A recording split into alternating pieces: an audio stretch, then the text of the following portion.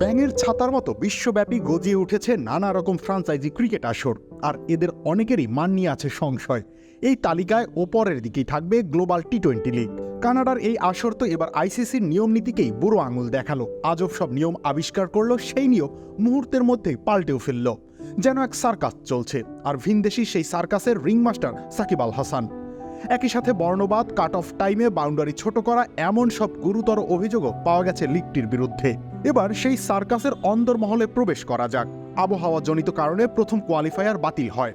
Point টেবিলের 1 নম্বর দল হিসেবে ফাইনালে চলে যায় মন্ট্রিয়াল টাইগার্স। একইভাবে বাতিল হয় এলিমিনেটরও। 10 ওভার বা 5 ওভারের ম্যাচ আয়োজনের চেষ্টা করা হলেও সেটা সম্ভব হয়নি, যদিও এর আগে শেষ চেষ্টা করা হয়। সেখানে আবার আজব এক নিয়ম, বলা হয় এবার সরাসরি দ্বিতীয় কোয়ালিফায়ারের প্রতিদ্বন্দ্বী নয়, সুপার ওভারের মাধ্যমে বিজয়ী ঘোষণা করা হবে।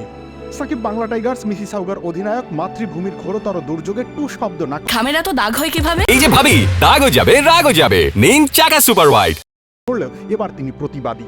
তিনি সুপার ওভার খেলতে রাজি নন, কারণ এটা আইসিসি রুল বুকে লেখা নেই। এমনকি টুর্নামেন্ট শুরুর আগে টিম ম্যানেজারদের কাছে দেওয়া বাইলজেও এর কোনো উল্লেখ ছিল না। সেই হিসেবে বাংলা টাইগার্স পয়েন্ট টেবিলে 3-এ থাকার কারণে সরাসরি চলে যাবে দ্বিতীয় কোয়ালিফায়ারে, কিন্তু হেড টু হেডে এগিয়ে থাকায় বিজয়ী ঘোষণা করা হয় টরেন্টোকে।